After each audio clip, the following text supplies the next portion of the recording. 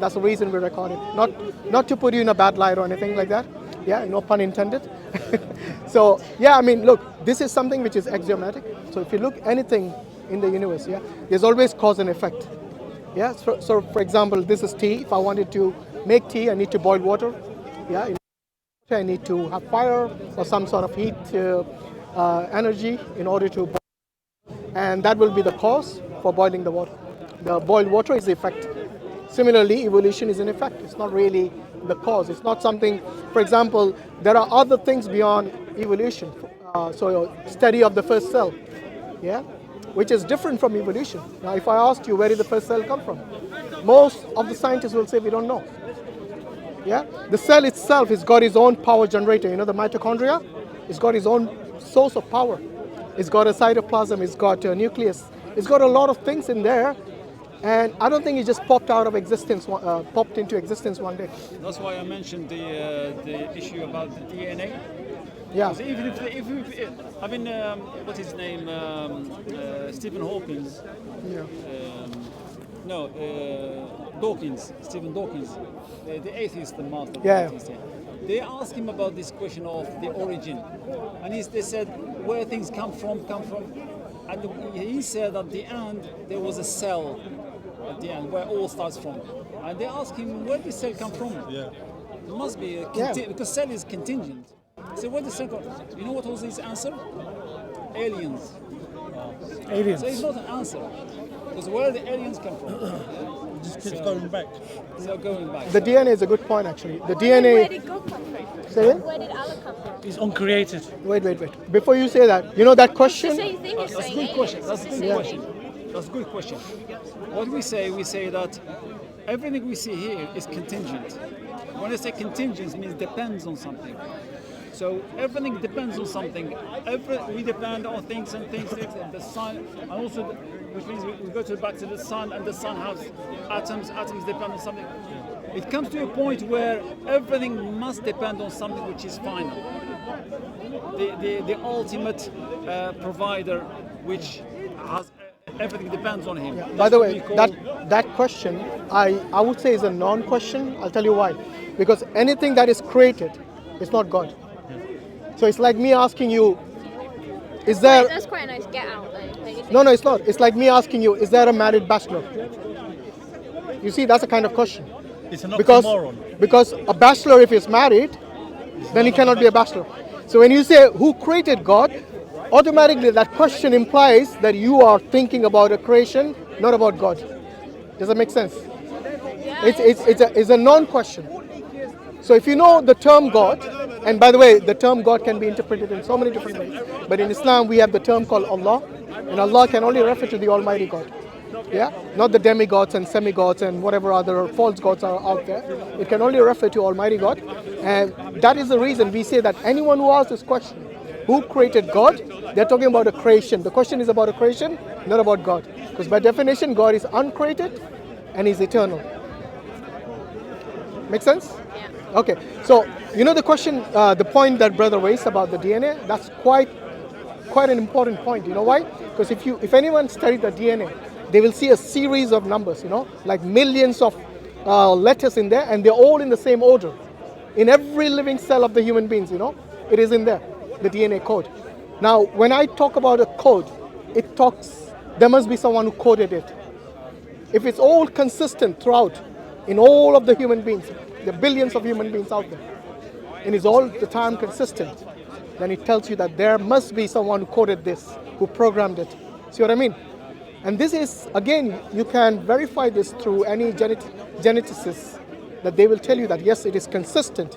And in fact, even between two people, it is not the same. And that's the reason by your DNA, they can tell you that how unique you are, and your fingerprints even tell you how unique you are. Your retina scan can tell you how unique you are. Yeah? And all of this, look, there's no way it just popped into existence one day.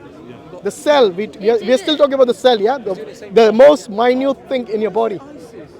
And the DNA is within that. Is that right?